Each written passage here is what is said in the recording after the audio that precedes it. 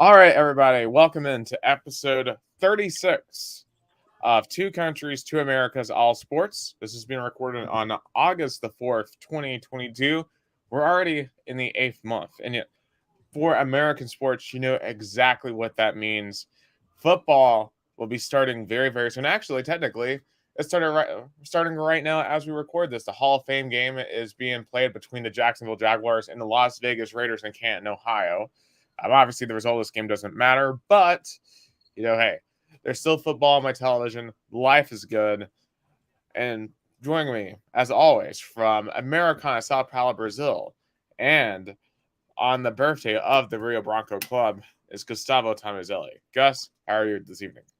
I'm good. I'm good. 109th birthday, 109 years old. Rio Branco was founded on August the 4th, 1913 by, some soccer lovers, and, was born to be one of the main clubs in the state of Sao Paulo. Right now, not doing so well. I'm going to talk about that later. Also, tonight, I want to honor, one of the greatest broadcasters, not only in baseball, not only in American history, but I think in sports. Vince Scully, passed away on Tuesday.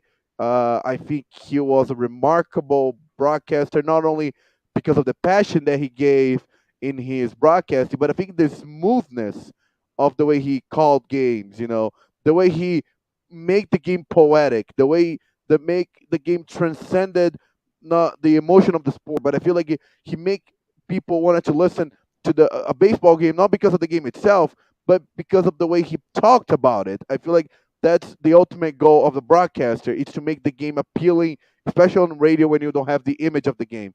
So I think Vince Scully mastered that, and he passed away at the age of 94, and I feel like he was one of the greatest ever. Absolutely. And he broadcasted for 67 years. I mean, think about all the different players we saw, all the different eras of baseball. He literally, called baseball from not from its infancy, but from obviously its mid 20th peak when baseball was the unquestioned biggest sport in America to what it's become now, where obviously it's still huge, but maybe it's no longer the biggest sport. But definitely in LA, he was able to, I think, help the Dodgers keep their level of relevance in, especially in California.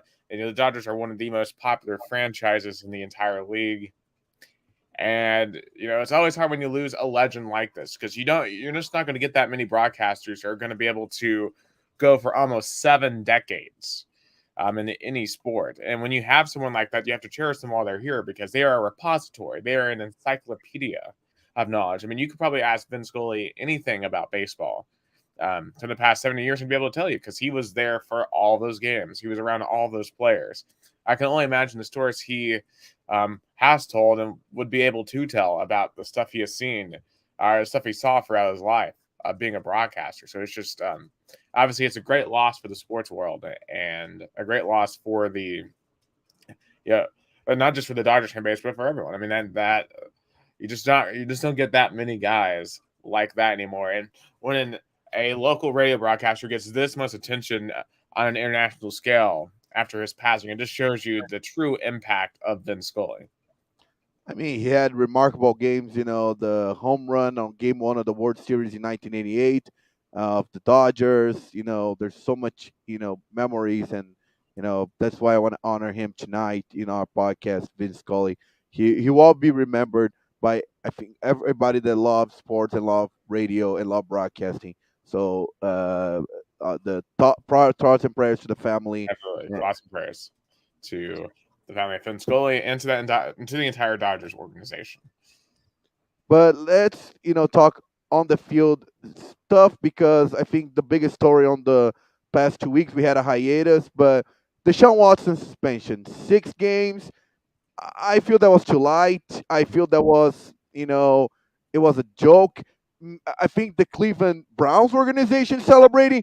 I bet the owners were celebrating. I know they made it a statement, saying that was a fair suspension. Of course, they were happy. Everybody thought he was suspended by a year, and the 6 game seems, I feel like the Browns made, they the betting of the trade and all the guarantees they gave to Deshaun Watson now made it worth it. Yeah, so let's keep in mind, like, just in comparison, Calvin Ridley, he got suspended for this entire season for betting on games that he didn't even play. All right. So the NFL is telling us that it is worse to bet on games than it is to, sexually harass dozens of women. Yeah. Or, when you look at the Alvin Kamara situation, Alvin Kamara also got 6 games. And obviously, what Alvin Kamara did was not good either. Getting into a fight in Vegas, I understand why he had to serve at least a couple of games of suspension for that. But what Alvin Kamara did on one night versus what Watson apparently was doing over a period of time. I mean, to me, the fact that NFL is saying this is the exact same punishment it's really quite confusing. And you're right. The Browns are big winners in this. They get their franchise quarterback after 6 games. So they've got to find a way to get through the first 6 games. And then, boom, you got Deshaun Watson, which massive upgrade for you. And you got to remember, they're only paying him $1 million this first year.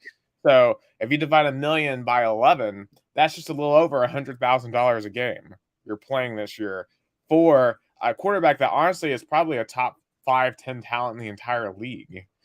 Of course, we haven't seen Watson play in a while, so I just I don't know, NFL is confusing, and this is why it's hard. I mean, you hear the argument sometimes of why is the NFL even in the business of arbitrating punishments?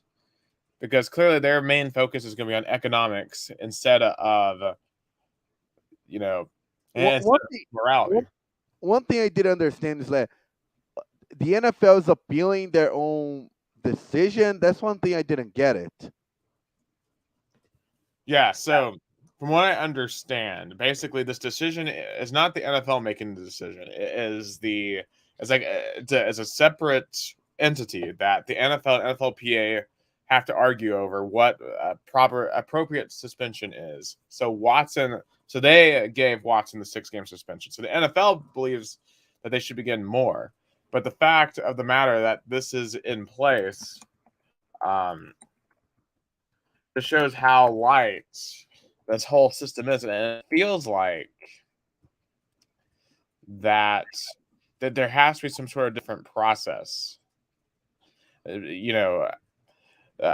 don't know, but then again, at the same time, you do have to say, well, he didn't get charged legally for the crimes, in a lawsuit or criminally. So some people would maybe argue that he doesn't deserve a suspension at all, and some people would argue that last year effectively was a unofficial suspension in a sense because he didn't play at all last year while all this was being investigated. I mean, I don't know. I don't think any way I think you would have handled this, you would have pissed off a certain pissed off a certain amount of people. Like, I don't think there's anywhere you could win in this situation. Not for the NFL, not if you're Watson, not if you're the victims in this situation. Yeah, it's a mess. Yeah, and I feel like I think what the thing is. I don't know. Do you think there should be a sports court that kind of like an independent ruling government body that would judge anything that would have any suspension, any punishment, not only in the NFL but in Major League Baseball, in the NBA, even in college sports? Do you think there should be like a entity that would give out punishments in sports that would not be connected to the leagues? Yeah, so if you think about at the at the United Nations, there's a sport for a department of in the Department of Economic and Social Affairs. There is a division of that focuses on sports, and I've done stuff with FIFA, stuff like that. Of course, they don't have too much power, but some arbitration stuff has gone to them. Would the U.S. government create a section of the court system that would be specifically focused on sport? I don't know if you truly have the demand for it. I mean, how many cases would a court dedicated to sports issues get per year? I mean, obviously, because you would have the professional leagues in their situations. You have potentially, collegiate sports in their situations. But then, what would you do about high school sports? What would you do about youth sports and any potential um, possible problems that come from that? But I don't know if there's a demand there that necessitates creating a whole separate court from the traditional court system. And if the traditional court system in the Watson case has already said that he isn't going to get charged criminally, then I don't know what else the NFL is going to be able to do in this situation, or what a potential sports court will be able to say otherwise. Because basically, you're telling me if you had a separate sports court from a criminal court, the sports court would have the ability to basically have their own punishment. So, let's say theoretically we had a federal sports court, and the sports court was like, okay, so we see that Watson was not charged criminally. He They settled this situation out of court in terms of liability, but we're going to say he deserves a season suspension. Um, because obviously it'd be within Watson's constitutional right to appeal that, as we're seeing right now with the NFL with this court ruling, traditional court ruling right now. I think you would have to be able to set up in a way that it's constitutional, because if there, both sides would have the right to an attorney and right to, just all the different rights. And I feel like, because you got to remember too, these leagues are private entities. Even though they receive a lot of tax money, they still are private entities. So because the example I feel like in Brazil, there's entity that give out punishments. It's called STJD. It's called the Superior Tribunal of Sports Justice, something like that. They give out punishments. It's mainly in soccer because soccer is the main sport in Brazil, but they also kind of give out punishments for other leagues. But that's kind of like the government body that I feel like US should kind of compare. Like I feel like in Brazil they also, because the sports league in Brazil, they want to, and even in the world, they definitely don't want, you know punishments for athletes or even for decisions of their tournaments to be decided on the regular court, in like real court. yeah. So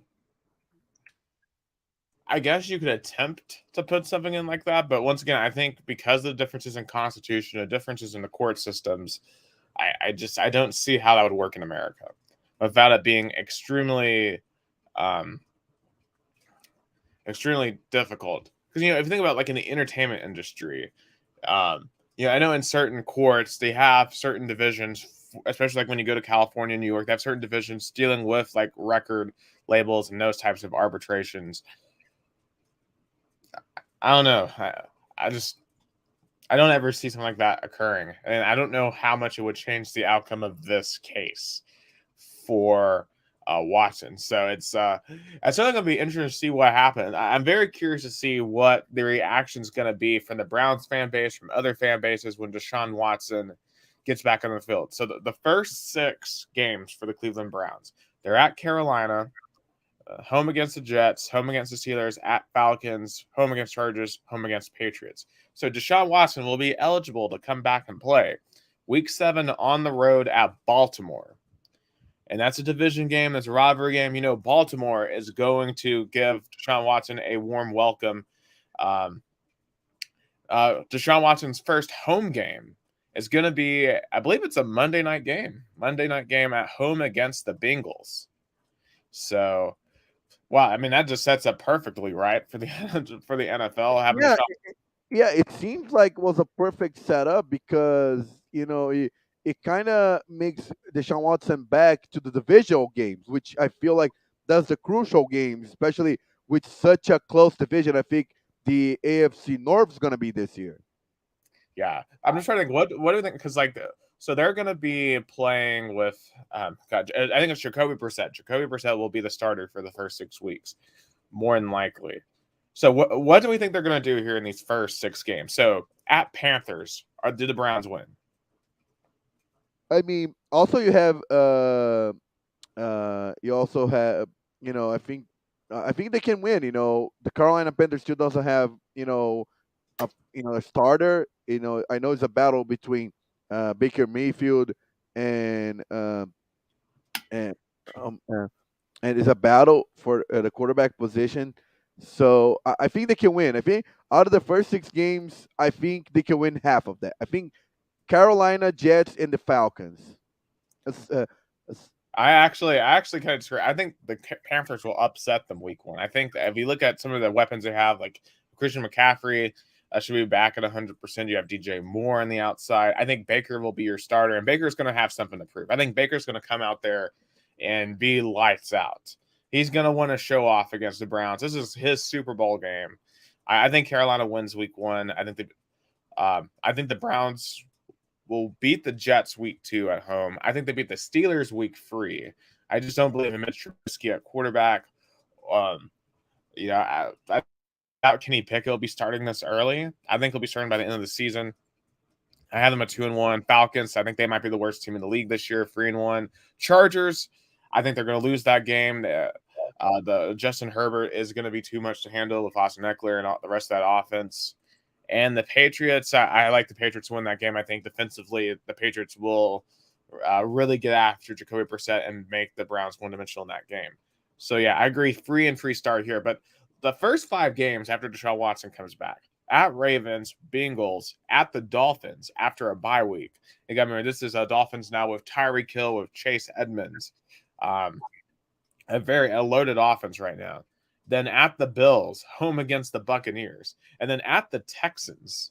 So Deshaun Watson will have to go back to Houston on December the 4th.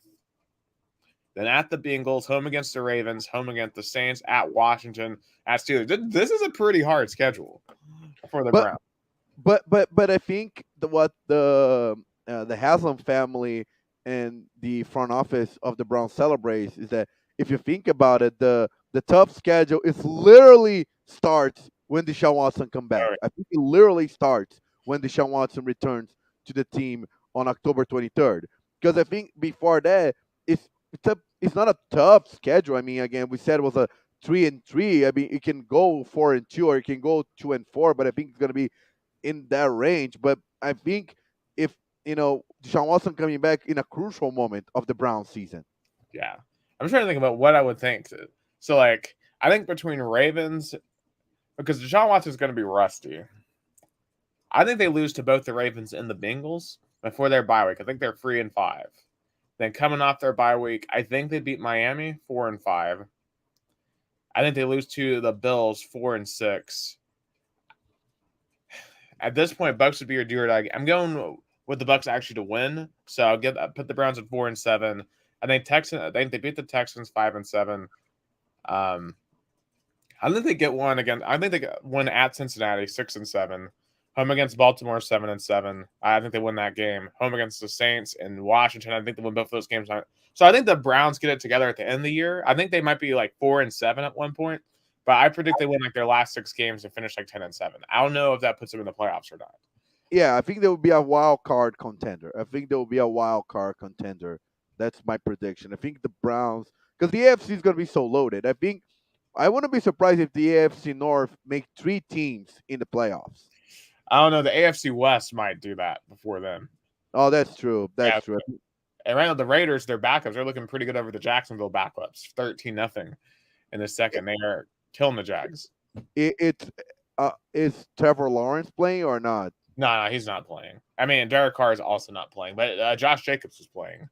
So kind of surprisingly. Usually you don't see the first-string running backs play in the preseason like this.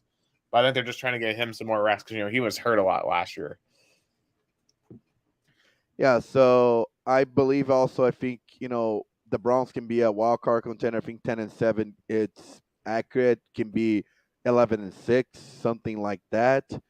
And, I think, in a way, it paid off. It paid off the bet they make on Deshaun Watson, with that suspension. It made us, something worth it for them to kind of, invest. And I think the Browns, it's a viable team, but it definitely makes Baker Mayfield want to play his, ton off on week 1. I think Oh you yeah, said it's gonna be Baker Mayfield's Super Bowl. absolutely, absolutely. And remember, we got 2 of those games because Russ Wilson will also go back to Seattle in week 1 as well. So that's going to be the NFL definitely. They always seem like they just know what they're doing. They Yeah, set the drama. They just always, even if they don't know what's going to happen, they just know what they're doing.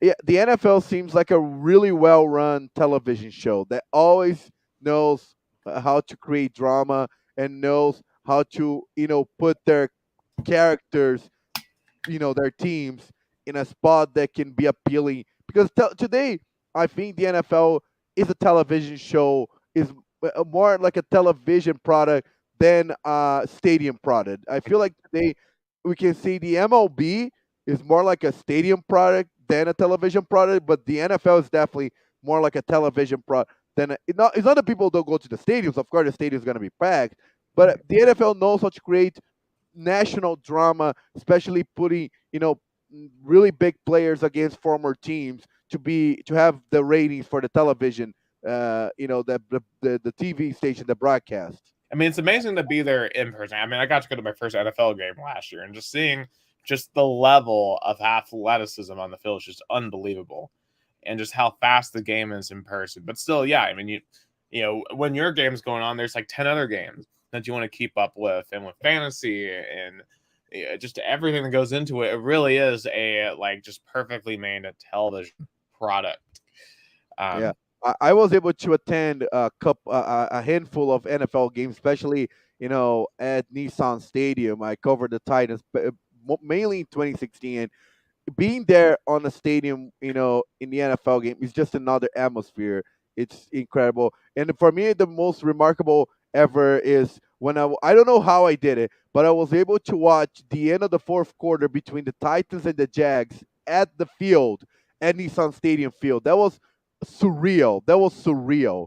It yeah, was I mean, because like it's insane, like it being on the sideline of an SEC game. I can only imagine what it's like being on the sideline of an NFL game. I don't know how I ended up there. I just know I did. And then by the end of the game, I was able to, see the players leaving. And, of course, I did an interview because of the protocols the NFL puts in place. But, that was something I always remember, seeing the athlete and see those players in person, like Derek Carr, you mentioned. I remember when I was leaving the locker rooms of Nissan Stadium and I was passing by the Raiders locker room and I saw a player dropping headphones. When I pick it up, was Derek Carr. I was speechless. I didn't know what to say. And I had to take.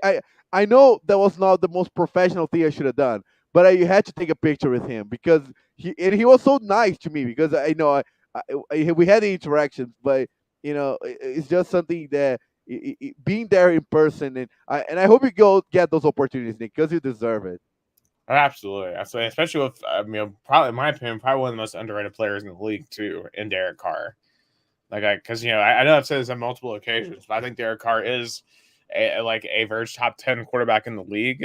He doesn't get talked about as much as some of the other elite quarterbacks, but I think he is absolutely deserves to be an elite quarterback. Because I think last year he proved that despite all the chaos that the Raiders went through last year, he was the one constant. And he willed them to the playoffs.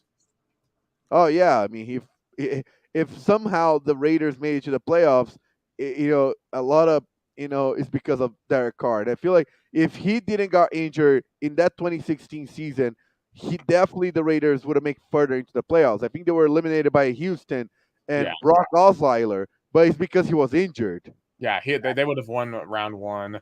Because I'm trying to think. Houston, I think, went on to play the Patriots the week after, so I don't know Yeah, if it would have been them. But of course, last year they were at the goal line against the Bengals. So if they get in the end zone there, force overtime, who knows what happens?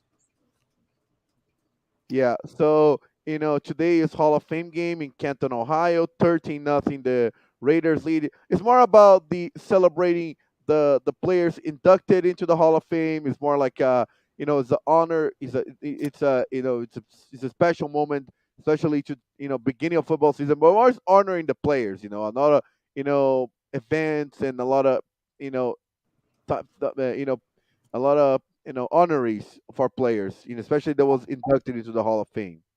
Yeah, so and actually, it's a lot more than just players being inducted this year.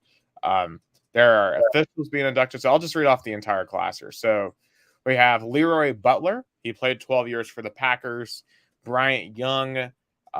He was a defensive lineman for the 49ers, played 14 years from 94 to 2007.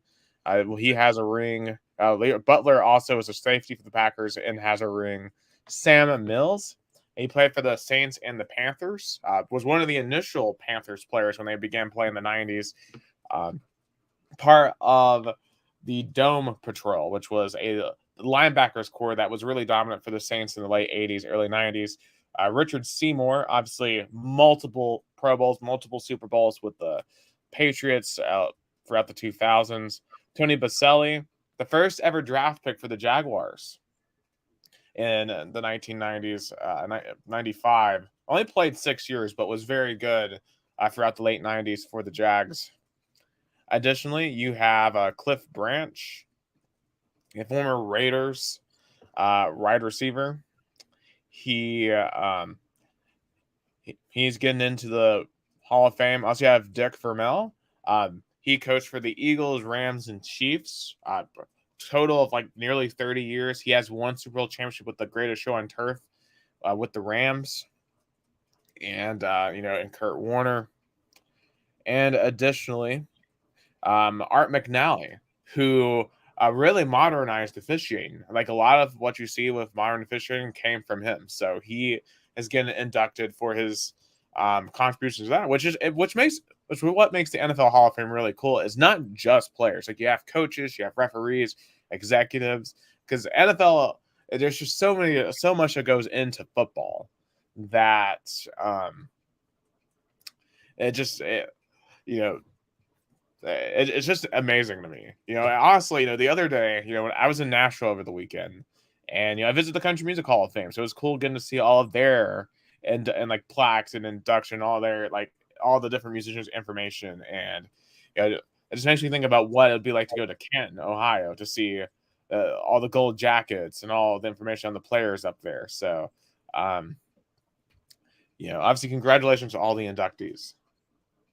And I feel like the NFL get it right because as much controversy, as much heated arguments you have on the Major League Baseball Hall of Fame, in the NFL, it doesn't seem like they have any issue, any discussion, any heated arguments about it.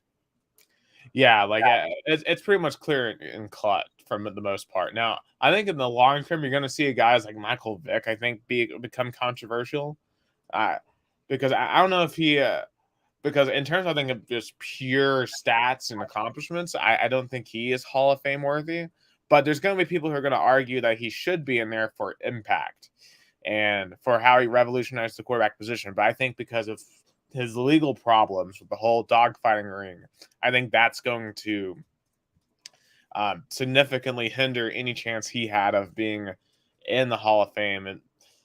But I mean, outside of that, and also, if you have like a Deshaun Watson, for example, if he like takes off with the Browns and starts and wins a couple of rings and really fulfills his career potential, I think that could be a very controversial pick in the future. But outside of situations like that, for the most part, it's, I think, pretty cut and dry who should and shouldn't be in the Hall of Fame. Oh yeah, I think that's also, players. One player that I feel like it shouldn't be a controversy, but Julian Edelman. A lot of people say, I think I'm the ones who say he deserved it. A lot of people say he don't. But I think go ahead.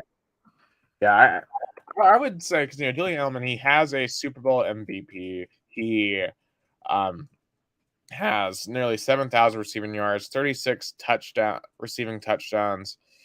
And then if you look at his playoffs, he has nearly 1,500 yards receiving in the playoffs. He has 5 touchdowns. Maybe the stats are not the most like deserving for Hall of Fame, but he has a 3-time Super Bowl champ. He's a Super Bowl MVP. I do think that when you take a look at the totality of his career and the impact that he had, and obviously he's one of Tom Brady's favorite targets ever. I would argue that he may not be a first ballot Hall of Famer, but I think he'll eventually get in. Yeah, I think. Yeah, I think the same. One I also see a controversy over is Eli Manning, because really, if you look at Eli Manning outside of the 2 Super Bowl runs, he is a above average quarterback. But because he went on those 2 Super Bowl runs, beat the Patriots to Tom Brady twice, and did it in New York, he's going to get in. And also, being a Manning helps as well. Yeah, I agree too. And we said football is back. They have the also the not only the Hall of Fame game, but preseason week 1. I mean, I know preseason. I mean, you have your Titans on the road versus the Ravens, but probably it's going to be more interesting to see the Malio Malik uh, Willis. I mean, Malik Willis. Malik Williams Yeah. play. I think he's going to get some playing time. I think Oh, that's yeah. going to be probably the everybody's attention, at least on the Titan side, is And going to be Traylon seeing. Burks as well. Traylon Burks at receiver. I want to see what he's got. You're not going to see Derrick Henry, so I kind of want to see what these other running backs behind Henry have, because we know now that Henry is injury prone, coming off of that injury last year. So, what is the depth like behind Henry right now? Defensively, I like the depth there. Because obviously I think the first team defense is going to be really, really good, a top 5-10 defense in the entire league. But with injuries, who do we have to plug holes? So that's, what I'm going to be watching for here in these free preseason games.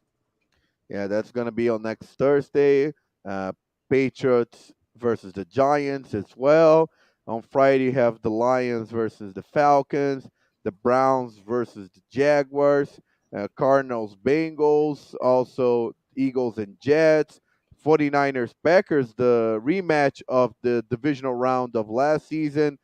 This is all on Friday. On Saturday, Bears and Chiefs, Commanders and Panthers. I wonder who's going to be the quarterback on this game. Probably Sam Darnold. The Bills faces the Colts. The Steelers faces the Seahawks. Buccaneers, Dolphins, and the Texans versus the Saints. Broncos, the Cowboys, and the LA Derby, the Los Angeles Chargers versus the Los Angeles Rams. And on Sunday, you have the Raiders versus the Vikings. That's the week 1 of the preseason. I think probably the most interesting game, I say Titans and Ravens, I think. Yeah, because I doubt we'll see Lamar Jackson at all. Also the Colts game. I'm curious to see if they play Matt Ryan at all. I mean, I doubt they do that much, but they may play him just a little bit. I doubt they play Jonathan Taylor at all. I have no reason to get him any hits during the preseason. So I think what other games there are really, really. The LA. I think the Falcons are going to be interesting because you have obviously Marcus Mariota. He's the projected starter, but Desmond Ridder has looked good in camp according to reports. So, obviously, if they completely fall apart, I would not be shocked if you saw Ridder get some starts towards the end of the year. Yeah, so that's week 1 of the preseason. Also, in other NFL news, the Miami Dolphins got punished for tampering involving Tom Brady and Sean Payton. Uh, the league said on Tuesday that the owner, Stephen Ross, violated its anti-tampering policy on multiple occasions, pursued star quarterback Tom Brady and the coach Sean Payton. And it was just, I guess, only 2 draft picks. Mm-hmm. Yeah, but it's a first rounder, and that's pretty big, especially when you've already traded away so much. Because keep in mind, the next couple of years are just not going to have that many picks because they traded away a lot to get Tyreek Hill. They've gotten all these other acquisitions. The Dolphins are absolutely in a must-win mode now. And think about this whole offseason has been a disaster for Miami. Between this tampering deal, you had the whole Brian Flores situation when he honestly was doing a really good job down there. And, they just decided not to keep him. They're bringing this guy from the 49ers. And, they better hope this all works out. They really better hope it all works out this year. They better hope Tua takes the next step as a quarterback. They better hope they're not wasting Tyreek Hill at wide receiver, because if they can't get it done, if they can't make the playoffs, I really do think that they could really be setting themselves up for failure here in a couple of years. Yeah, I think that if the Dolphins don't make the playoffs in the next year or so, and I think that because it seems they were getting the right, the rebuilding, they seem to be making progress. So when I think 2 seasons ago they were really that close to make the playoffs, they were like 11-5. Right. And Bruno Sloanick here commenting that this Miami thing is so funny. They were more punished for talking to a player than the Houston Astros that cheated their way to a World Series.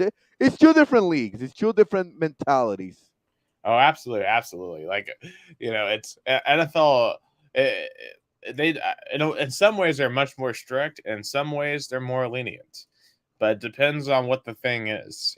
So it's just it's really funny to see how different leagues take different approaches. But when you look at the Dolphins, it's not going to be easy, right? Because I think the Bills, if you look at it, they are in many eyes. Oh wow, oh well, that was almost a 50-yard touchdown for the Raiders. But Jared Stidham's looking pretty good, a former Auburn quarterback and Patriots quarterback.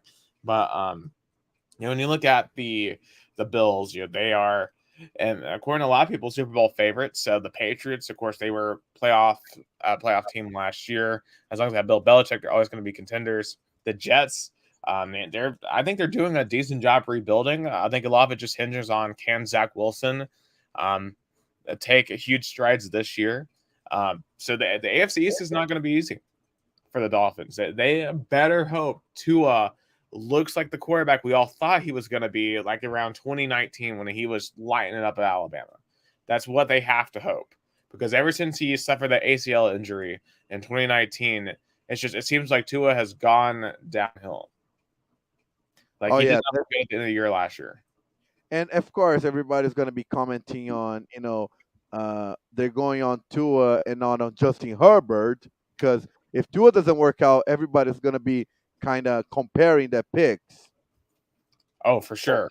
For sure. I mean, and I'll be honest, at the time, I didn't think Justin Herbert was going to be any good in the NFL. Like Justin Herbert and Josh Allen, when they were drafted, I thought they were going to be bust. I didn't understand the Allen hype. I mean, I understood that he had this huge physical ability, but when you look at his career at Wyoming, the stats were not that impressive. He threw for like 64 yards against Oregon at Wyoming. Like I didn't think he would do anything, but I was wrong. He clearly had great coaching, and it's why I'm not an NFL GM. So out of those three quarters between Burrow, Tua, and Herbert, if you told me Tua is going to be the worst, I would have thought you were lying. But that's the way it's worked. Is Herbert is just, he's an incredible talent. Burrow's already made a Super Bowl appearance.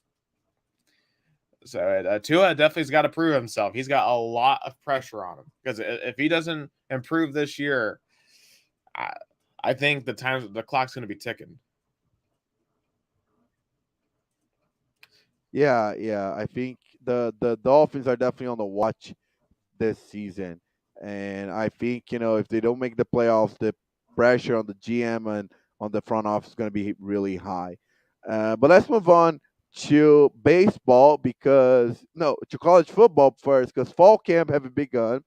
There's an interesting competition on the Vol side. I think Hendon Hooker is going to take the quarterback lead, but I think there's a interesting fight. I think you have Joe Milton, but I'm hoping to fight for the backup spot. I mean, Hendon Hooker is the starting quarterback. He is at. There's no question about that. The more interesting is who's going to be the backup between Joe Milton and Taven Jackson. Taven Jackson's a freshman out of Indiana, and he's really impressed in camp so far. But I do think with his experience, Milton is going to be your backup. The thing, probably the most interesting that's happened so far in camp is, Leonard Whitehead, one of our running backs, he had a season-ending injury. So we just picked up a former Clemson running back, Lynn J Dixon. And Lynn J Dixon, he's a very athletic running back. He has had over 1,400 scrimmage yards, 16 touchdowns at his time at Clemson. But there are some questions about work ethic. Obviously he left Clemson. He went to West Virginia in November, but transferred out last month. So why was he only at West Virginia for 6 months? So that is a huge question. But if he is really, if he's able to, acclimate to the team, I think he could be a really great piece for this offense, which is already loaded. Also, it sounds like the freshman wide receivers, such as Squirrel White, are doing really, really well so far. Um, and defensively, there's just more pieces. Josh Heupel said it. We have more to work with. Last year, they only had 69 players. This year, they have way more than that. And that is going to be absolutely massive for this team for depth reasons and to truly compete against these SEC teams week in and week out. And Bruno Slonik is mentioning that he is extremely excited for the new NCAA video games. That will start next year. I'm cautiously optimistic because I think EA Sports is a terrible company. They have not made good games for the past couple of years, in my opinion. But I have hopes that NCAA 23 is going to be really, really good. I do agree that PS2 NCAA games were the best, like NCAA 06, 07. Those were my childhood growing up. Just amazing. The dynasty modes, the college football atmospheres, just absolutely amazing.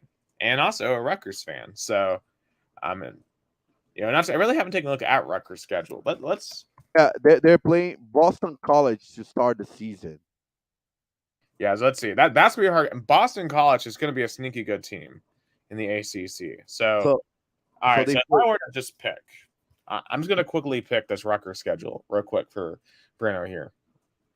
All right. Rutgers alum. So at Boston College, former college baseball player too. That is awesome. Yeah, he's a good friend of mine. He was broadcasting this week here in Brazil. I miss you, Bruno. We haven't run into each other a lot because of the different schedule, but he and we're gonna talk baseball soon. But in the Rutgers schedule, I think is interesting. They face some tough teams, like they face Iowa and Ohio State back-to-back games. Yeah, honestly, I understand why they're in the Big Ten, but from a competitive standpoint, I don't. What's gonna take for them to truly be competitive in the Big Ten and football? It's in basketball they've gotten there. Like in basketball, they have truly they have really improved their basketball program over the past few years. If I had to pick, this is not going to be a good record. At Boston College, I'm going to pick a loss there. It could be a competitive game, but I think at Boston College, I think that's going to be a loss. Wagner, I'll give you a win in that. Temple, which is on the road, I think that'll be a close game, but I'll give Rutgers a win there, 2-1. Iowa, I'm for even that's a home game, but I got to give Iowa the win there. I think you're going to be 2-2. At Ohio State, I think they're possibly the best team in the country this year. That's a loss there. At home against Nebraska. Now, I think Nebraska's a better team, but this is a Friday game. They have to travel all the way across the country. And I think Scott Frost, if they start off slow, could be teetering. I'm going to pick an upset here. I'll take Rutgers over Nebraska, 3-2, because it's Friday, it's a home game, and it's a long way to go for Nebraska. Then you get a bye week, and then you get your homecoming game against Indiana. I'm also going to go with a win for Rutgers here, 4-2. So I have you at 2-2 in the Big Ten so far. 4-3 so far. I'm also with you. 4-3. 4-3. That's right. 4-3. That's right. 4-3. 3-2. At Minnesota, I think that's a loss. Minnesota's been a pretty solid program under PJ Fleck. You have to go to Minneapolis. I think that's a loss. So that's 4-4. Home against Michigan. I think that's a loss. I think Michigan, Jim Harbaugh has gotten that team finally to be a top 10, 15 program. I think that's a loss. At Michigan State, I think that's also a loss. At Michigan State, they don't have Kenneth Walker anymore, so I don't think they'll be nearly as good, but on the road at Michigan State, I think that's a loss. Penn State, I think that's also a loss. James Franklin, one of the most underrated coaches in the country. What he did at Vanderbilt was remarkable. I mean, you realize he has two of the best seasons ever in Vanderbilt history. That's 4-7. And then Maryland on the road. I think Maryland wins that game. Maryland, too, I think has potential to be a decent team this year. I think out of the two East Coast teams, I think they really have the potential to be the better Big Ten teams. I have them at 4-8. Um, and maybe best case scenario, maybe you can pull off one or two more upsets and get to 6-6. But that's a tough schedule. And I had just an idea just now since we're talking about Rutgers in the Big Ten as a whole. Let's talk about the conference. Since we're talking, we're gonna go and we can start analyzing the conferences and we can start the Big Ten, you know, and then we're gonna go all the way to the SEC. We know getting to like ACC, the Big 12, but I think the Big Ten. I think Michigan is not gonna be as good, better than Ohio State than they were last year. I think last year they capitalized on the chance to win the conference, win the division, win the conference. But I don't. I think Ohio State's going to get better. Ryan Day, I think, improved in recruiting. I think probably Ohio State's going to win the East Division. I think out West. I think Iowa's probably going to win again, but I think Nebraska's going to be the most improved team. I don't think they're going to be 3-9 anymore. Probably going to be 6-6 or 7-5. But I think it's going to be Ohio State, Iowa, and I think Ohio State wins the game to go to the college football playoffs. I mean, I'm going to be honest here. I think there's a good chance Ohio State goes undefeated. When you look at their offense, C.J. Stroud, one of the best quarterbacks in the country. Now, last year, I do think he was propelled a little bit by his wide receiving core. But Ohio State has by far one of the best wide receiving cores in the entire country. They got Trayvon Henderson at running back. They have the best offensive weapons in the entire country. Now, the question is their defense. Their defense let them down last year. If you look at the Oregon game, if you look at the Michigan game, Ohio State's defense failed them in those two games. They brought in a new coordinator, Jim Knowles. Does he take them over the top? That's the question. If Ohio State's defense improves by half, they don't have to be elite. If they just improve by half, then I think you could see Ohio State be similar to a 2019 LSU. I think they have that potential. So I think it's Ohio State, and I think it's kind of everyone else in the Big Ten. Michigan obviously probably has the second best roster behind Ohio State, but I don't see. I just don't know. I don't see them winning in Columbus. Gotta remember, it's been 4 years since Ohio State has hosted Michigan. Because remember, Michigan was supposed to go to Ohio State in 2020, but Michigan, obviously they got COVID and canceled, and a lot of Ohio State fans think they did that on purpose. So yeah, it's going to be a very, let's just say, a toxic environment when they go to Columbus. Then for the Big Ten West of who they could face, I mean, Wisconsin, they still got Graham Mertz at quarterback. They're just, they're going to have a solid defense. They're going to have a solid running game. But do they have enough to beat Ohio State? No. Wisconsin is not beating Ohio State. I don't think Iowa is going to have enough to beat Ohio State. If Minnesota were to win the Big Ten West, if Nebraska were to win, none of those teams to me are beating Ohio State in a neutral site game in Indianapolis. Yeah, so, I think Ohio State is going to run through the Big Ten, and I think they probably are going to get all the way to the national championship by winning their conference. Right. And that, and certainly before we start, we have to do our 4 playoff teams. But I think when you look at the SEC, I think there's a good chance you're going to see the SEC get 2 teams in. Because my preseason predictions for Alabama and Georgia is I have them both going undefeated. Up until the SEC championship. Then I have Bama beating Georgia in Atlanta, but Georgia would still be able to get in, and then that leaves open a 4th spot for, I think, a team like potentially a Utah in the Big 12 or Pac-12. You could see like an Oklahoma State or Baylor in the Big 12 get that spot, something like that. Maybe USC even. If they can gel together with the talent that they have in the Pac-12, they could make a run at it. Or could Notre Dame? Notre Dame has to start off with Ohio State, so they can go 11-1, and with their only loss at Ohio State, and they can beat USC at the end of the season. Could they be that 4th team? There's a lot of variables.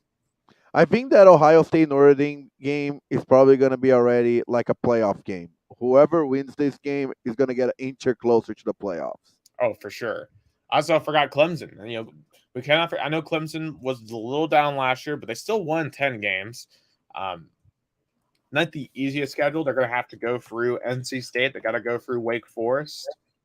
Um, but if they go 11-1, 12-0, I think that that they're going to have a good shot at the playoffs.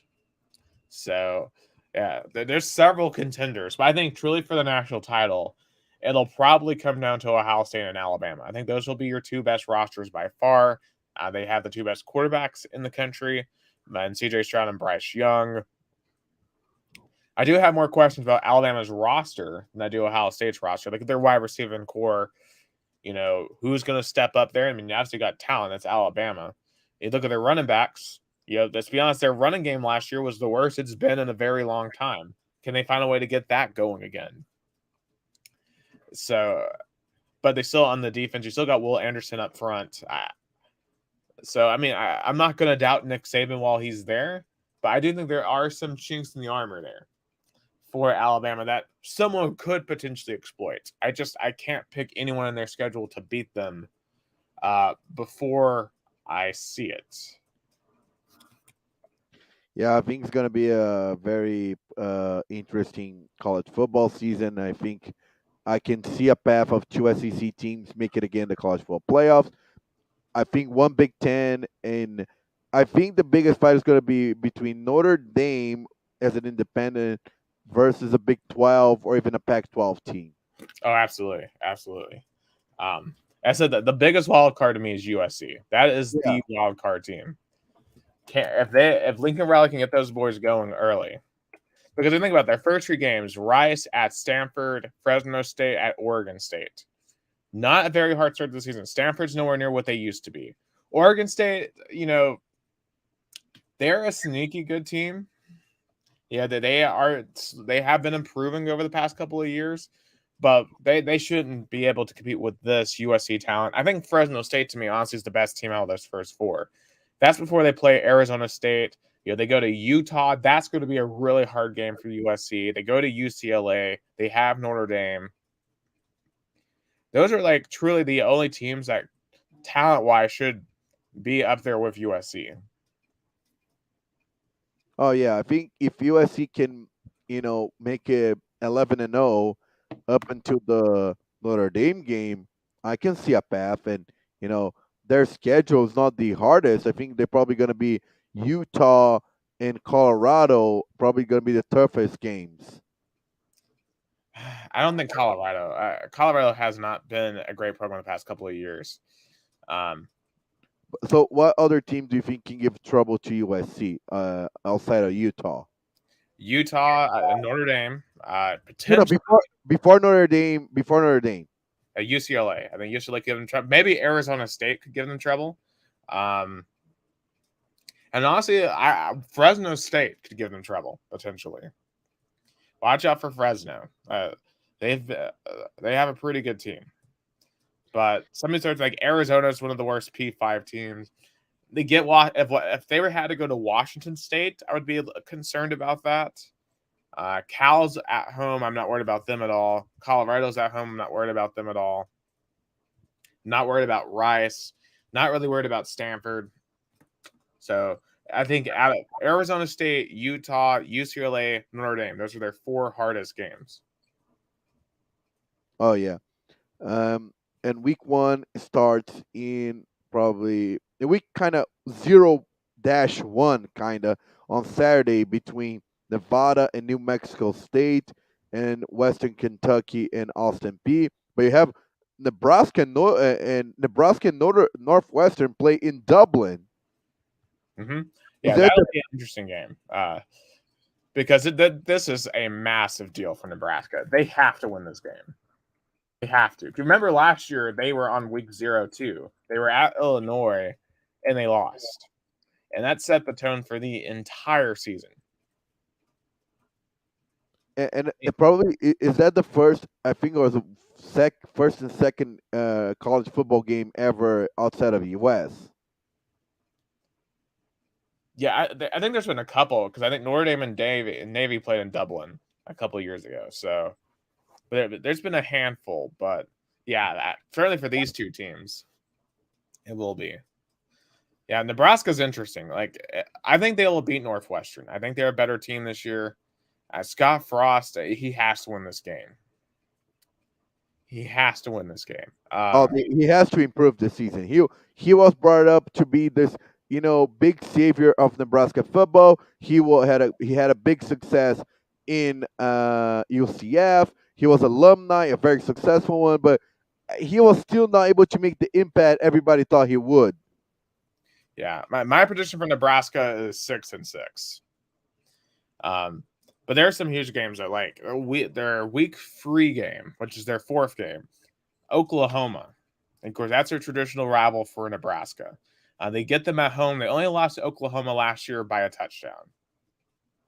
That is a critical game. That will get him another year if he can beat Oklahoma, or at least keep it close.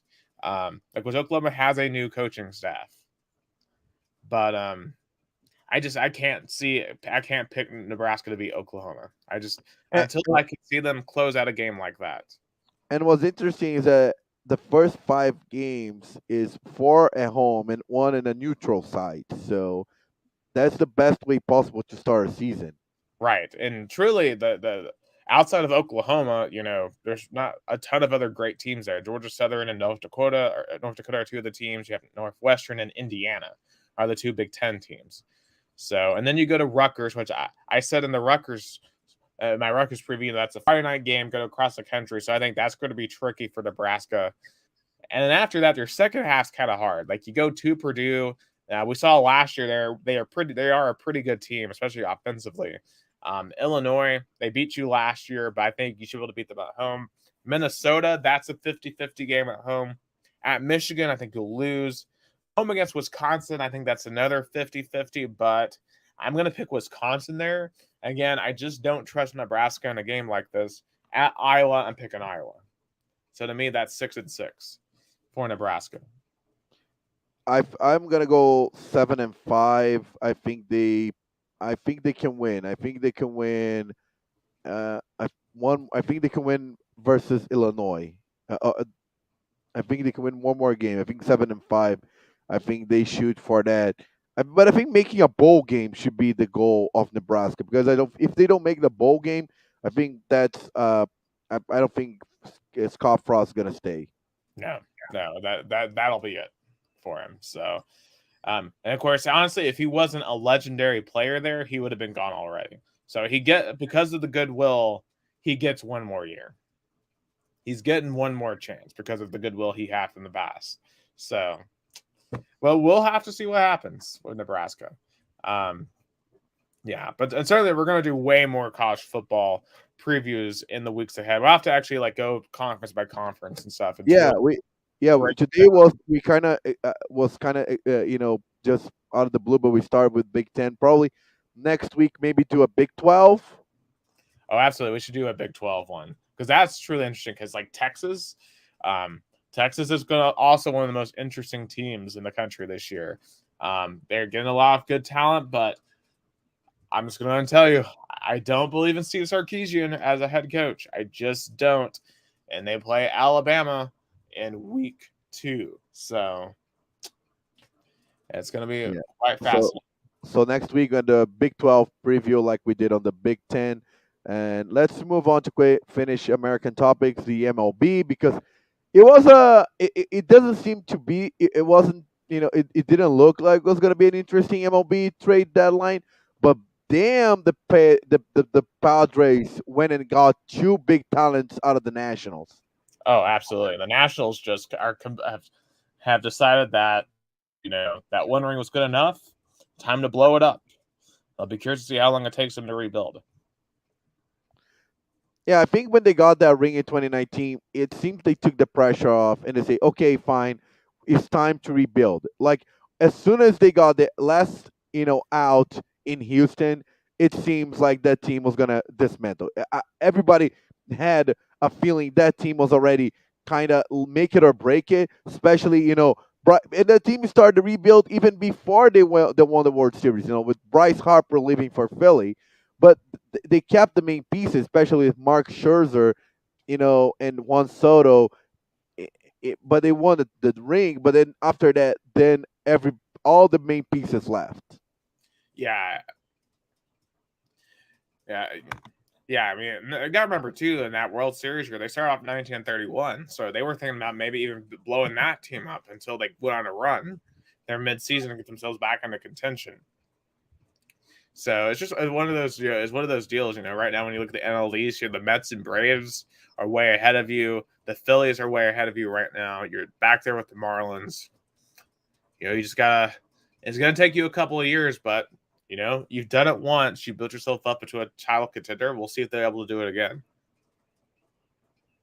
Yeah, But for the currently. Padres, obviously we see what the Dodgers have been in that division. Can the Padres now truly be a World Series contender? I mean, they're gonna fight for the wild card. That's, I think, established. 12 and a half games. It's a big lead, but they're currently right now. They would have been in the wild card. They're 3 games ahead of the Phillies and 3 games behind the three Atlanta. games behind the Braves.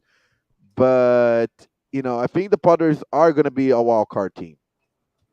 Yeah, because right now they would be playing a free game series in Atlanta, so that would be a fascinating series. And I think there'd be a lot of scoring in that series. A lot of balls flying out of the park. And we mentioned the Nationals. The Nationals are actually the worst team in the league, even behind the A's. They're now 36 and 70. They're the only team who lost 70 games. Yeah, the poor A's. Just when are they going to put them out of their misery and take them to Vegas? I feel like it's just right now. It's just a purgatory that Oakland is sitting in. Um, And if you look at the NL Central, it's so depressing to see the NL Central. I feel like you saw the Cubs and the Reds making pathetic, even the Pirates making pathetic seasons. I know the Cardinals and the Brewers are fighting, but they only won 56 and 57.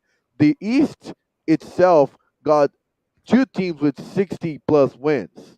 Yeah, you got to remember too, though, the NL East, we were making fun of it all year last year, was the worst division, and then the World Series champion came from it. So, you know, you never know what's going to happen.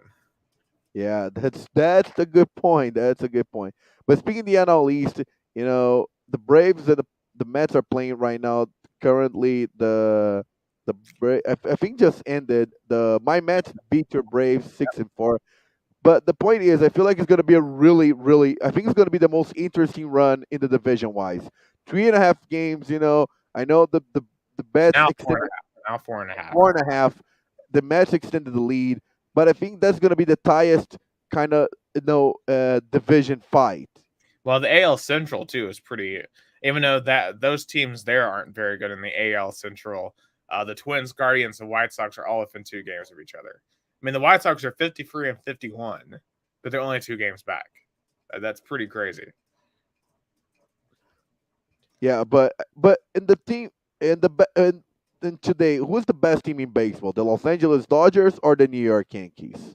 Yankees, the Yankees have been the best team all year, but I think that the Mets could throw their hat into the ring because they have the Mets and Braves have played a couple of times now over the past 2 to 3 weeks, and the Mets have what now 3-1 in those games.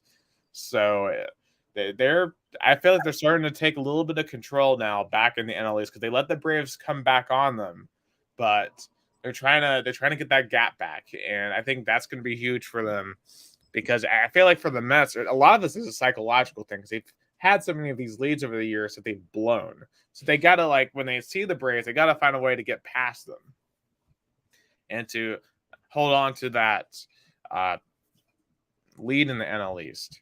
But it still feels like that this is still gonna be a Yankees Dodgers World Series. I feel like that's what this is heading up for. Is what the MLB wants. We'll see what the Astros, the Mets, the Braves are gonna have stuff to say about that. But And it's going to be a very interesting October. Yeah. And to close up the MLB, I was surprised that the Los Angeles Angels did not trade Shohei Ohtani, especially now not having Mike Trout.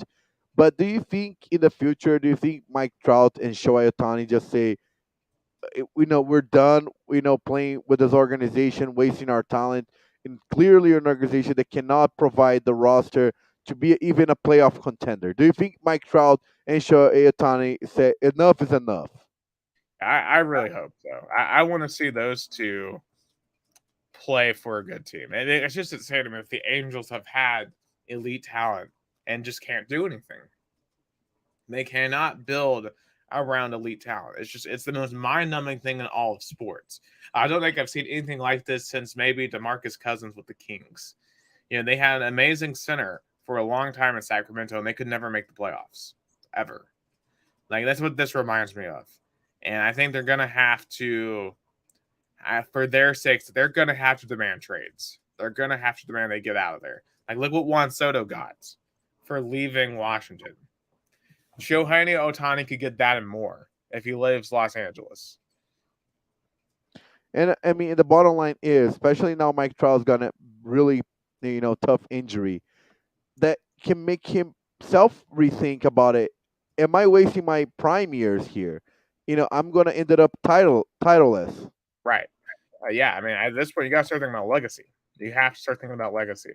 So you have to find a way put yourself on a team that you can win with. No, that's and of course Mike Trout's gonna get into the Hall of Fame, but of course you want to make your legacy into winning a title. And Mike Trout, undoubtedly is one of the prime talent in baseball in this 21st century. But without a title, he's just a really, really, really good player. In my belief. Oh, of course, of course. Because in baseball, it's a lot harder to truly stand out. And I've said this for a while about Mike Trout. He's just, I mean, does Mike Trout truly hold a piece of the American psyche like LeBron does, Tom Brady does? Mike Trout does not. If you ask the average person, they couldn't tell you what Mike Trout looks like. And that's kind of the problem. That's what happens when you play for a terrible team and you never make it to the playoffs. And what makes him even more incredible, LeBron James went to LA to even further his, legacy in basketball, and especially to make himself even a bigger star. Trout is also playing in LA, but it seems he shrinks there, not makes him bigger. Oh yeah, absolutely, yeah, yeah. Um, it's just weird because the Angels aren't even the top team in LA, so there's theoretically should be less pressure playing for the Angels, in theory, but it's just not working like that. Yeah, and now the trade deadline is over, but I think the Padres right now, I think they're going for it. They got Fernando Tatis, Manny Machado, Juan Soto. They're going for it. And I was listening to Colin Cowherd, and it's true. San Diego lost to the NFL team, so the Padres are their biggest team in their market. Yeah. And also too, I'll say this one team I'm really going to be playing uh, close attention to here, second half of the year, Seattle Mariners. I'm really curious to see can they break their playoff drought. They have not been to the playoffs since 2001. Can they break the drought? As of right now, yeah, they would make the wild card playing the Blue Jays. Yep. So, but we've seen this before. The Mariners, they find ways typically to choke. So hopefully, for their sake, I've ever since I watched John Boyce's History of the Seattle Mariners. It's like a 5-hour documentary on the history of the Seattle and how they've been historically a cursed franchise with a handful of good moments throughout their history. I kind of want to see them succeed. So Is that the one that is on the YouTube channel? Oh my god, my secret base. yeah, Secret Base. It's a really good one. Yeah, Yeah. it's a So really good one. I watch it. It's a really good one. yeah, shout out John Boyce, an amazing content creator. Um, but yeah, I'm very interested in seeing if the Mariners can get it done. But let's move on to U.S. to Brazil. Real quick, I'll be brief. Rio Branco lost their 5 games on the second round. They're eliminated. They're out. They're playing their last game of the season on the road on Saturday versus Mauá. And today is Rio Branco birthday, as I said in the beginning, but not much to celebrate as the team is eliminated.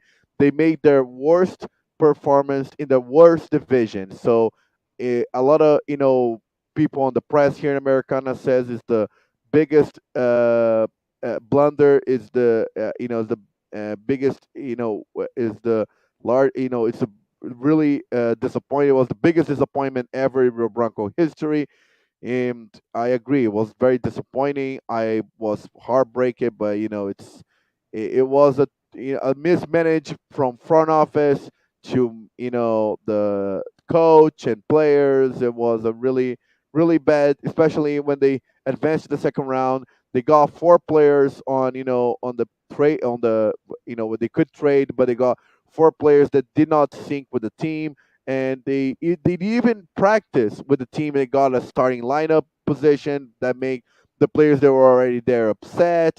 So it was a lot of messes, and Rio Broncos eliminated. Now have to wait for 2023. Hopefully, get out of this really crappy division, the fourth division, state of São Paulo. And I never saw Rio Branco being there, but now we're going to the fifth year there, which is sad. But again, today is Rio Branco's birthday, so at least we got that to celebrate. But Yeah. that's my. Go ahead. Sorry. Oh yeah, certainly another rough one for Corinthians. Um, Oh, Corinthians, that was rough too. Going to those Libertadores quarterfinals, those were Corinthians play at home in front of their largest crowd in the season, 44,000 fans, and they play really bad. They couldn't compete with Flamengo's in another level. Flamengo's in another level. They have the best players. Arturo Vidal, he played for Barcelona, Inter Milan. He's on the reserves. He's on the reserves, and the fans are not demanding for him to have the starting lineup because there's no space, because you have Arrascaeta, Everton Ribeiro, Gabigol, Pedro, all those 4 players, except Arrascaeta, who is from Uruguay. They all fit in the Brazil national team. Flamengo has the best roster in Brazil. So Corinthians, who was already did not have their 5 best players because of injury, they start with a lot of young players. Up until the 30th minute, they were able to compete and make the game tough. But once Flamengo, scored first with a beautiful goal by De Rascaeta, then Corinthians fell apart. They just couldn't compete anymore. The second half was dominated by Flamengo. They scored the second goal by Gabigol. Flamengo could have scored a third and fourth and fifth. Casio again, really great game, great season that he's having. Is his 11th season for Corinthians. He now holds the record for the goalkeeper, who is the most games he played for Corinthians. But again, Corinthians is just not there. I think they're gonna get eliminated in Libertadores, even though I even joke on the radio. It's still soccer. There's still a second match on Rio. I have seen everything.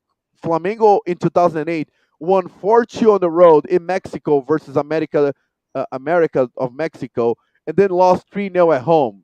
So there's this magic of soccer. But if you compare the rosters, Flamengo is another level. mhm. Yeah, I mean, and that certainly is very pretty impressive. Yeah, and the other quarterfinals involving Brazilians, Atlético Mineiro and Palmeiras. Atlético Mineiro, they got their coach back, Cuca, who won the Brazilian national title in 2021. They started really impressive in the first half. They could have scored like 2 or 3 goals, but they only scored once on penalty.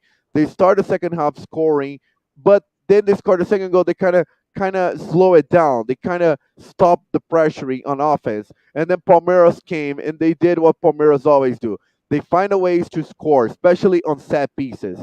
And Gustavo Scarpa, free kick hit the post, and then Murilo scored. And then on the last minute, on a corner kick, Scarpa again crossed, to do deflected, and then Murilo scored. 2-2. I mean, I feel like Palmeiras right now is the favorite to advance, especially the way they tie the game. They had the way their team has been so playing so well. Abel Ferreira is by far the best soccer coach in not only in South America, but I think in the all America. I think he's the best. The way he controls the game, the way he makes his players, you know, calm and keep it tight. His motto is, I think, one of the best mottos ever. Cold mind, heart, cold mind, warm heart. Heated heart. That's the team should have. Be calm, but don't lose the strength. Hmm. Yeah, absolutely. Like if you lose your mentals during a season, during a game, it's only going to hurt you. And we've seen this many times. Even with the Vols, for example. Like I feel like every time they play Florida, they let Florida get to them, and they fall apart. So it's all about it's. I mean, games are half physical, half mental. You have to be able to balance both. And the other two quarterfinals games, the Atlético Paranaense 0-0 versus Estudiantes, and then Vélez Sarsfield 3-2 versus Talleres. The next week is going to be the second leg of the quarterfinals. My predictions: I think Corinthians wins in Rio, but I think it's going to be a 2-1 win. So I think Flamengo still advance. I think Tajeres gonna win 1-0 and gonna advance on penalties. Palmeiras Atlético Mineiro, I think it's gonna be another tie, and then Atlético Mineiro advance on penalties. And then Estudiantes Atlético Paranaense, I think Atlético Paranaense wins 1-0 advance. So my prediction is Flamengo, Tajeres, one semifinal, and Palmeiras Atlético Paranaense, the other semifinal. Who you got, Nick? I'm gonna go with Palmeiras and what was the bracket? Oh, Uh, the bracket is Palmeiras and Atlético Mineiro winner gets the Estudiantes from Argentina versus Atlético Paranaense from Brazil.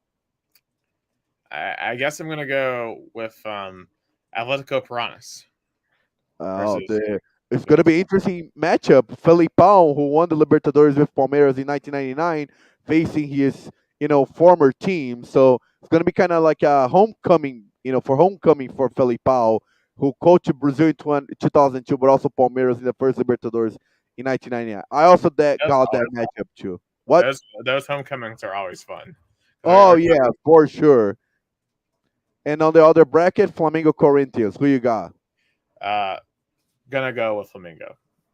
Uh, and then the Argentinian matchup, Tajeres or Vélez Sarsfield. Villa Starfield. Yeah, they got a 3-2 lead. They're kind of like the more traditional team. So you got Flamengo, Vélez Sarsfield, Palmeiras, Atlético. I'm gonna go with Tajeres because I think they have more compelling story. I think you're gonna be because they're kind of like a small market team in Argentina. But for me, the final is gonna be Flamengo and Palmeiras again. Oh I think Flamengo and Palmeiras is gonna be a rematch on last year's Libertadores. I think they yeah, have the two best rosters in South America, the richest teams. I think it just show how you know further apart they got from their competition. and true, and also too, I'm curious to see how the rest of South America would react to another all Brazilian Libertadores. Because Oh yeah, that's true. I'm wondering if Comebol is gonna pull some strings, especially on refereeing, to stop that because it's gonna be the if that happens, it's gonna be the third consecutive all Brazilian Libertadores final.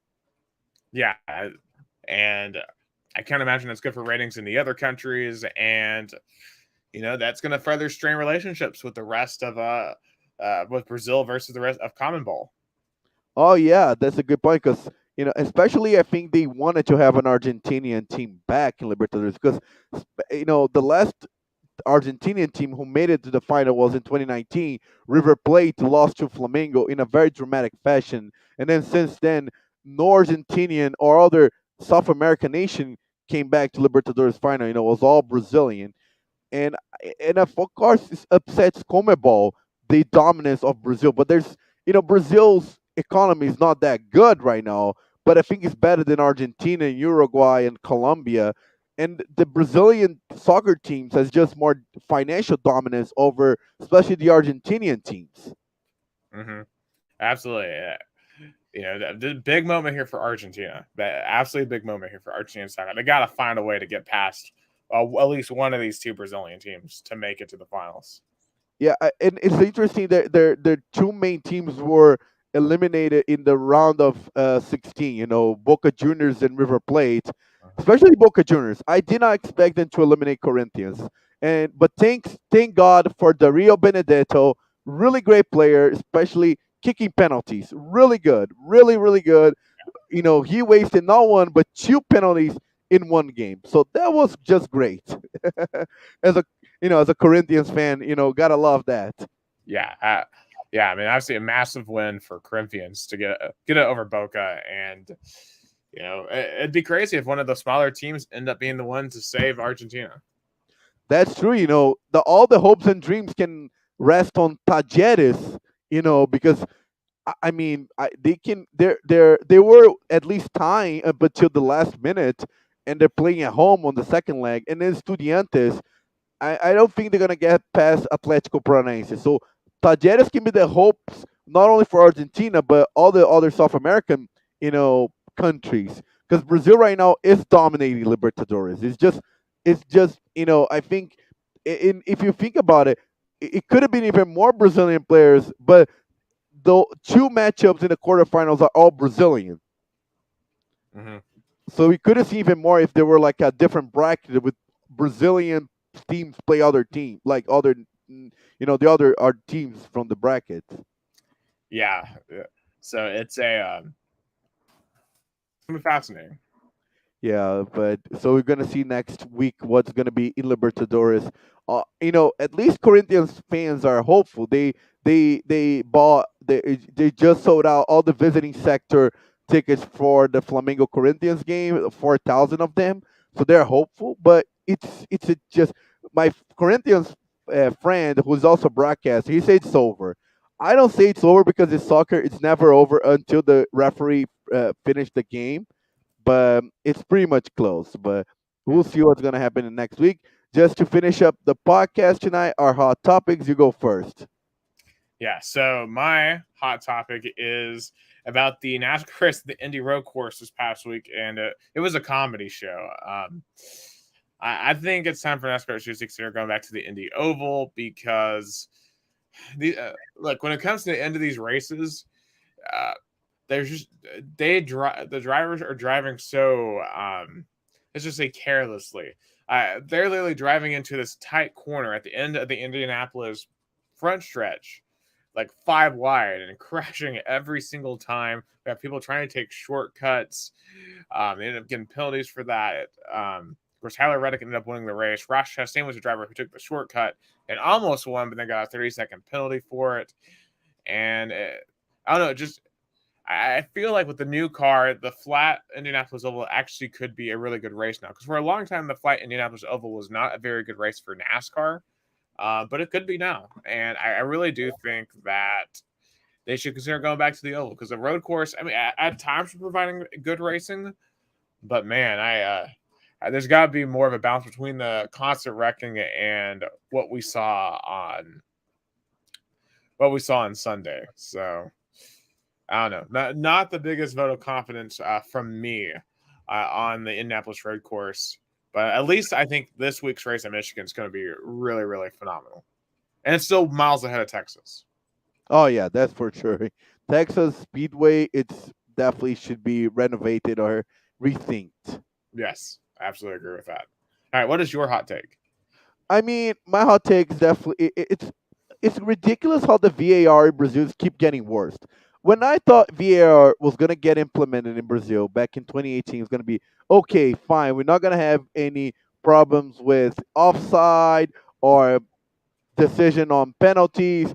But referees right now in Brazil, they just seem getting scared of VAR. They just make it a blunder. The VAR personnel cannot make correct lines to determine the offside. They don't see penalties. It's just it's just ridiculous how Brazil was able to get something that was going to improve refereeing VAR, and still keep getting controversies on calls.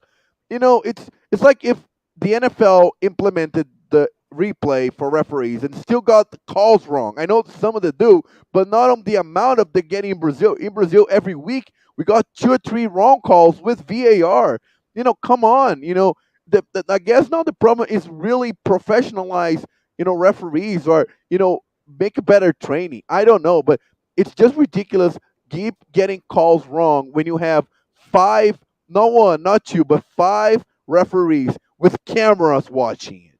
I feel like they need to do like something like the NFL does and just do essential service. Have just someone from like Rio or Sao Paulo, set it up in an office for at least for the Division 1 games, and have someone you can consult back at the main office to make that decision. That would be a good call. But yeah, like in CBF office, they have an office for the referee division on CBF, the Brazilian Confederation. Just making an office there for other people reviewing.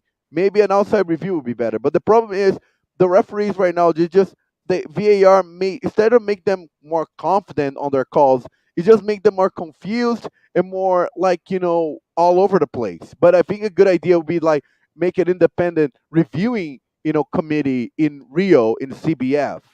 Yeah, I think that has to be something you have to look at if you can't fix it at the individual game level, because maybe there's only a handful of people that can consistently do it well, and if you put them in one place, being able to react to every other game, then that maybe will solve that issue.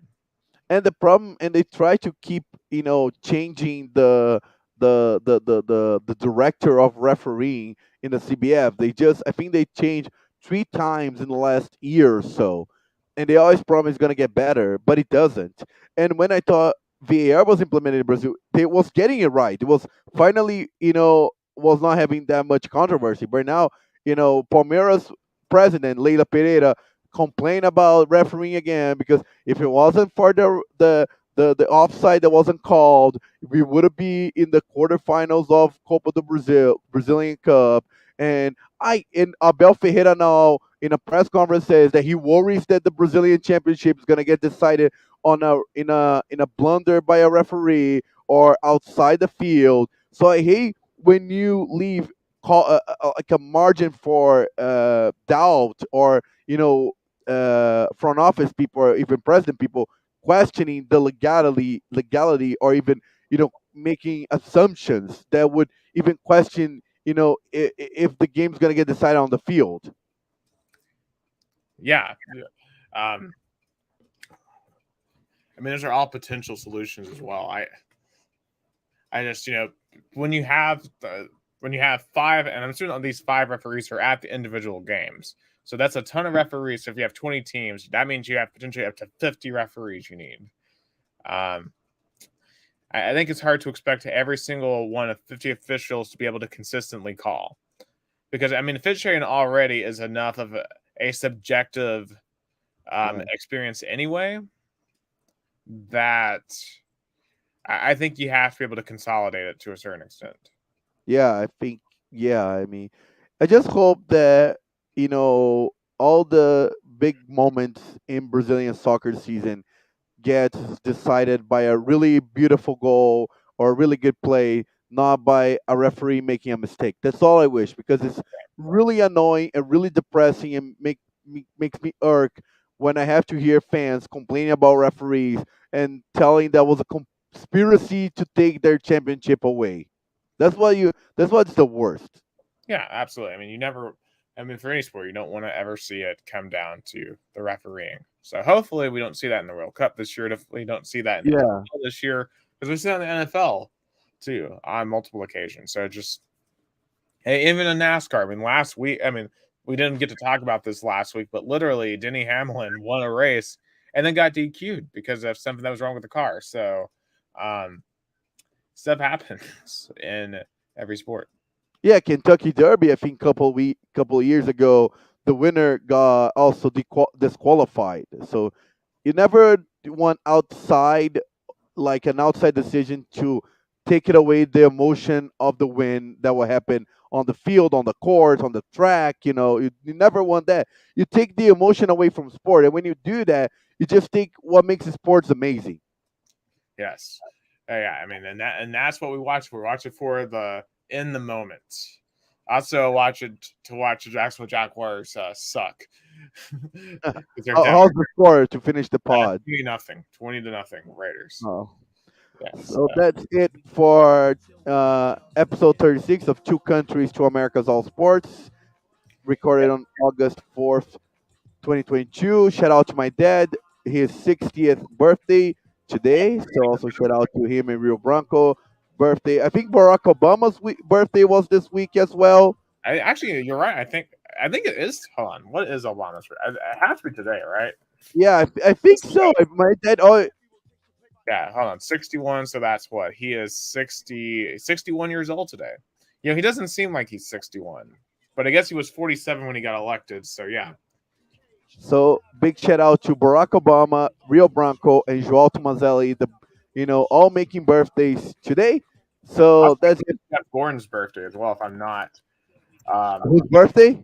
Jeff Gordon, NASCAR driver. Shout out to him too. Is his 51st birthday. So a lot of people have August 4th birthdays. So Jeff Gordon, Barack Obama, your dad, and Rio Bronco, all on August the 4th. So that's it for tonight's for August the 4th episode of Two Countries, Two Americas, All Sports. We'll be back next week for Nicholas Hill in beautiful Chattanooga, Tennessee. I'm Gustavo Tomazeli in Americana, São Paulo. Have a good time.